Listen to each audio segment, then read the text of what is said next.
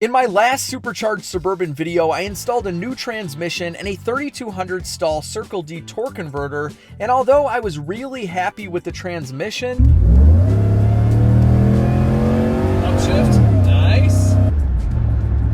I gotta say guys, still not that fast. My feeling after filming that video could be summed up by my sad and disappointed facial expressions every time I went wide open throttle.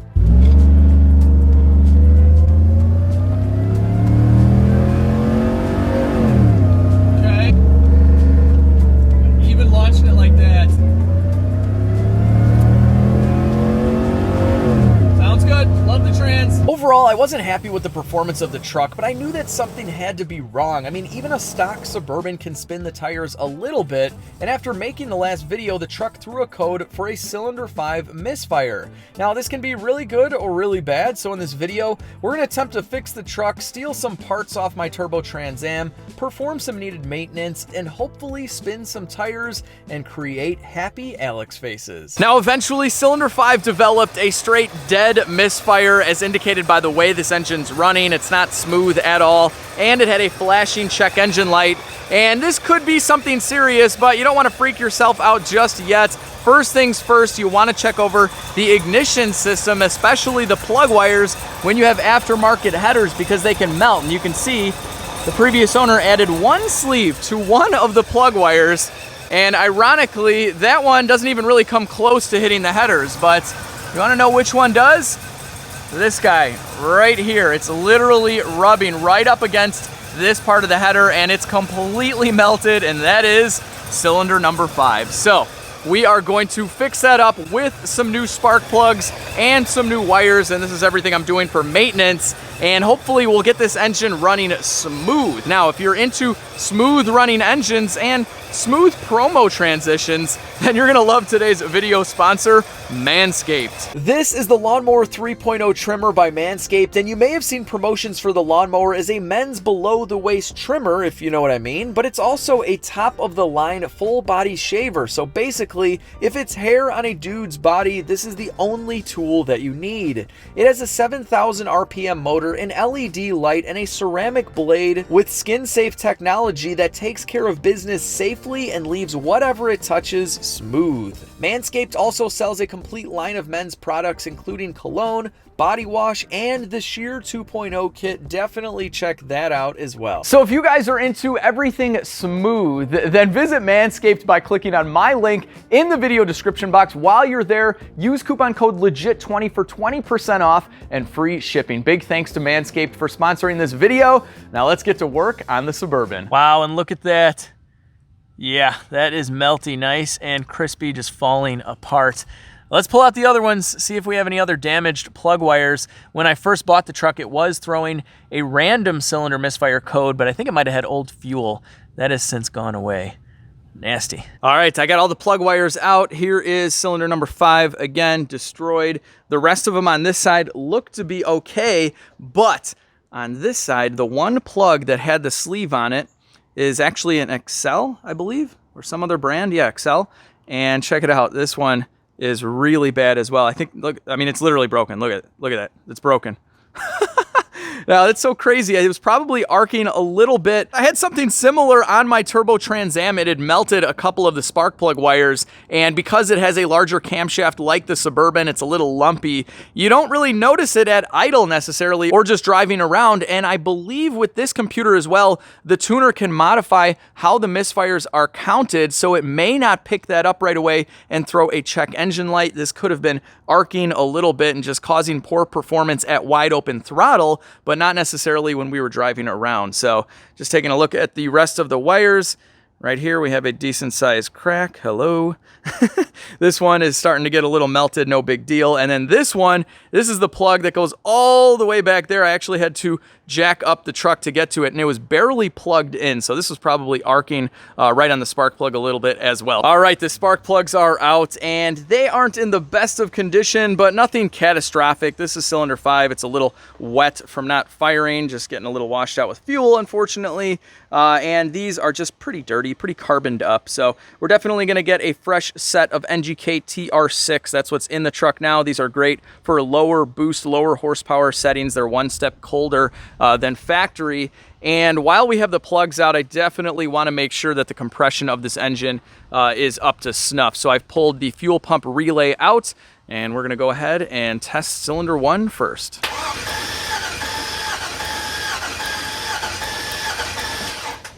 All right, so cylinder number 1 is at 135 PSI. A couple of quick tips when performing a compression test. You always want to start off with a fully charged battery, and I like to connect a battery charger as well because you're really going to be draining this down, especially on a big V8 and a little Walmart battery, by cranking it over a bunch of times. Now, it's also important to follow the exact specifications for your particular engine, and in this case, I have the factory GM workshop manual, which is really nice. So it reads that no one cylinder should be less than 100 PSI, and the minimum compression in any one cylinder should not be less than 70% of the highest cylinder. So they give you an example.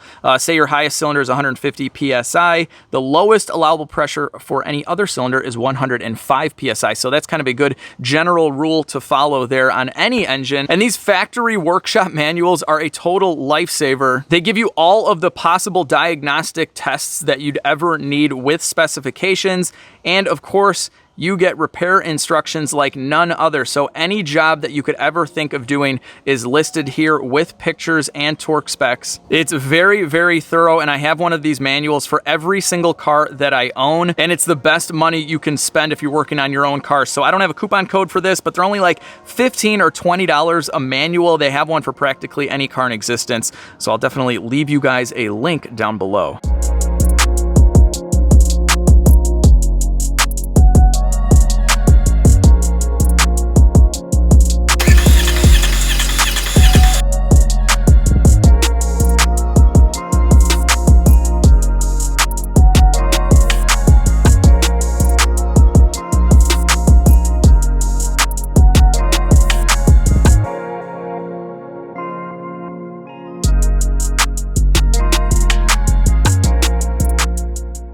All right, our compression test came out perfect. And if you guys have an internally modified engine, you can't exactly go off of factory specs, but as long as you see a minimal percentage difference between each cylinder, you should be good to go. So we get a smiley face. And this is going right into the glove box, so if I get pulled over in the Suburban, I'll give them my license, registration, and compression test. Rookie LS mistake over here. I accidentally ordered the wrong plug wires. So I went on Amazon, ordered the AC Delcos that I always use. These are the same ones I put on the Caprice. They're red, they look fast, and I forgot that the trucks use a longer spark plug wire. But no worries, because we have a spare 1,000 horsepower turbo Trans Am laying around that at one point in time used the longer spark plug wire. So I always tell you guys, you should always keep a spare turbo LS car around just in case, you know, you might need some parts. So we're also going to borrow this gigantic air filter off the turbo. I already loosened the clamp. I want to see if we can make the Suburban's blower whine even more than it does already. Oh, and if you guys remember in the last video, this belt tensioner was hanging on for dear life, so I contacted Whipple. They got me a part number, and I ordered up a brand new belt tensioner.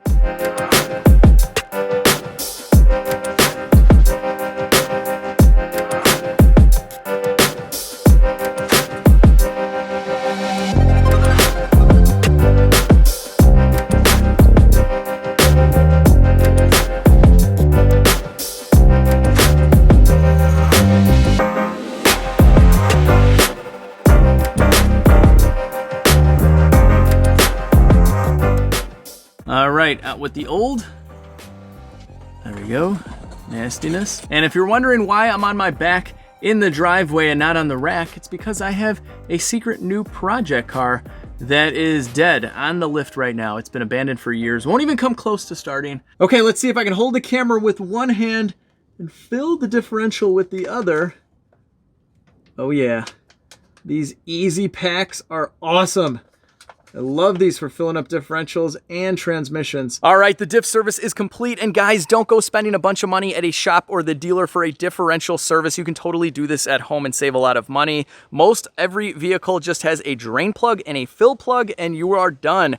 I spent maybe 26, 27 bucks on the most expensive, best quality synthetic gear oil you can get. And I've seen shops charge $150, $200 for the same service. So don't get ripped off. Do it yourself. I'm not going to bore you with an oil change. You guys know how to do that. But we are using Amsoil everything, and Amsoil sells really good quality wicks filters on their site as well. Not sponsored by them at all. I bought all of this with my own money, but I am an Amsoil dealer now. So if you guys want to become one of my preferred customers, I'll leave a link down below and that'll get you 25% off. But anyway, we have our Turbo Trans Am air filter looking pretty. I'm hoping this will make the blower whine even more than it does already. We have our new belt tensioner, so hopefully this thing isn't flopping around everywhere. And we still have kind of a disaster of spark plug wires. I don't even really want to show you guys this, but yeah, there you go. There's blue ones, there's red ones in there, there's black ones. They're all kind of zip tied everywhere. It's a mess. I got to order all new plug wires and get some sleeves over them, but they aren't touching the headers at all. I have them tied out of the way, so it should work perfectly for what we're doing in this video. So without further ado, let's go for a test drive, see if it's fast, and see if it'll spin the tires.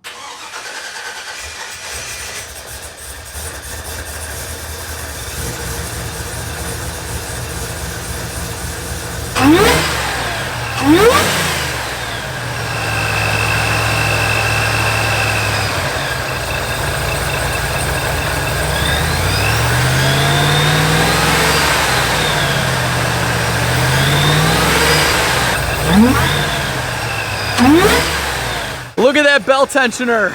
What a difference. It's beautiful. This thing is running so much better. The throttle response is instant. Before it would give me this weird little bog, which actually isn't really that weird if you have multiple spark plug wires that aren't working. But anyway, it's running good.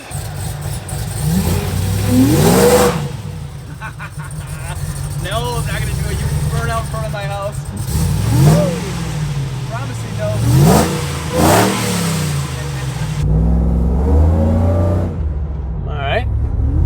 Feels good. There's a little bit of a stumble there. All right, so let's see what happens here. It's definitely running better than before. You would expect that after fixing a couple plug wires. Still something weird about this. Oh, well, it lights them up. It's definitely faster than before. I mean, I couldn't get it to spin the tires really at all before doing these repairs. All right, we're going 35.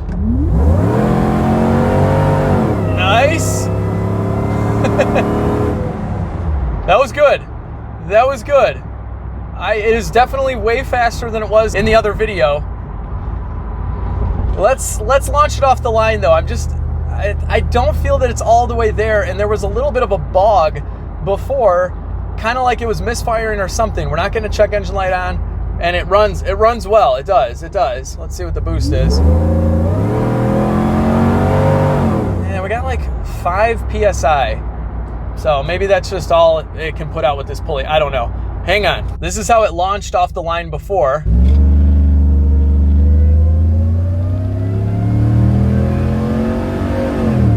This is how it's launching now.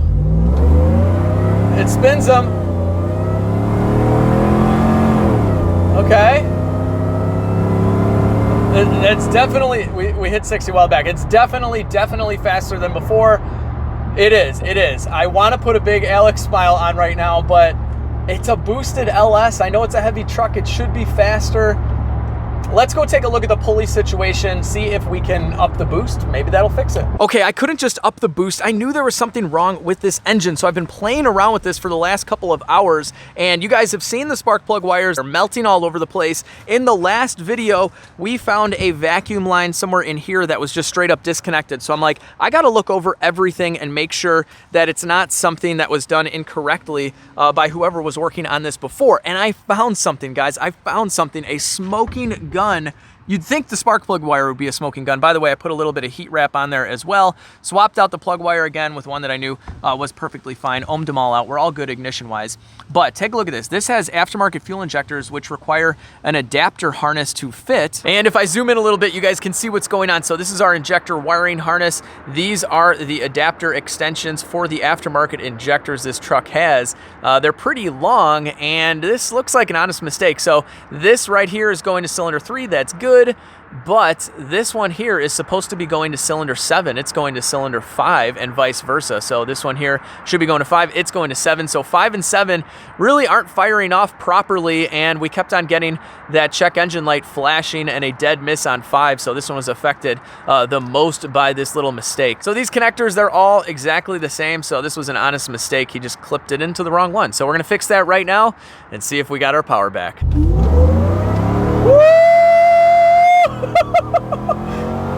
Yes! Air fuel's at 12, though, 11.9, perfect. Oh, wow, okay. Yeah, we hit 60 a long time ago. That is awesome. I have, sorry if I'm yelling, I've never been able to get sideways with this thing. I kind of had to control it a little bit. She's alive. She is back. I've never owned it like this, but it's back. This is great. Oh man, this thing feels good. A lot of torque. It should definitely roast the tires standing still now. Wow. Wow. Okay, hang on. Let's do a roller. Oh, shoot. Oh, got a cop right behind me. Not good. And okay. We're good. See, some YouTubers would make that the title of the video. I almost got pulled over in my supercharged NFL Suburban, but we don't roll that way. Okay, I'm going way below the legal speed limit. I just got to speed up a little. Okay, we're done. It's fast. It worked. Okay, so that last pull, although it felt much faster than it did in the last video, it didn't have as much power as the launch we had just done about 30 seconds prior. And that is because of intake air temperature. So right now, idling away, it's at 111 degrees. We got a little bit over 130. I think it was like 132. So at that point, this thing is pretty heat soaked, and let me show you what the tune does to save the engine. This is the Spark Advance Correction. So what this does, you can see the intake air temperatures right here. So all the way up to 104 degrees. It's not pulling any of the timing. This is all zeroed out, but as soon as we hit 113, -2, 122, -3, 131, -7, and -11, and then it basically just dumps all of the timing. So we were at least at -7, maybe a little bit higher, which in that case we're losing a ton of power. And it does this so you don't melt any pistons.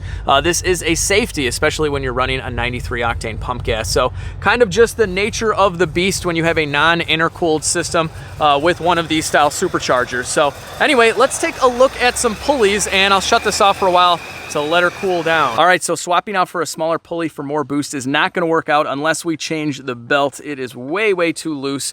So I got 3 pulleys with this truck. This is the one that originally came with it, so about 7 PSI. This is what we've been driving around on.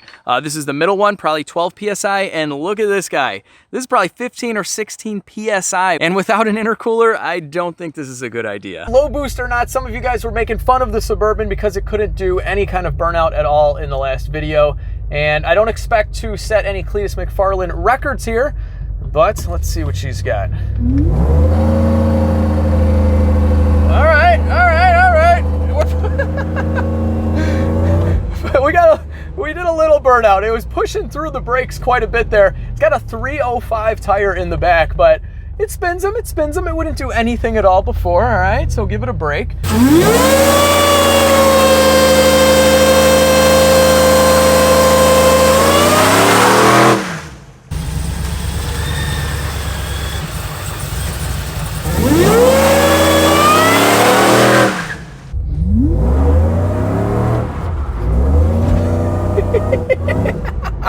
All right, guys, so she is not a standing still burnout machine, and I think it has everything to do with the brakes and the wheels and tires. Sorry for the light right there. This has 4 piston calipers in the back. It's just holding the truck, okay? So this thing's a line lock away from basically going to Australia with Cletus for one of those burnout competitions, okay? I swear it's not as slow as it sounds when it's doing that. And I was trying to get you guys to hear the blower while it was at wide open throttle, but that didn't really work out. That'll do it for today's video. We got the Suburban running really nicely. It's shifting perfectly. Everything is pretty much sorted at this point. Ice cold AC, no weird suspension noises. The brakes are phenomenal. They're too good. So far so good with this truck. Let me know in the comments section what else you'd like to see with this one.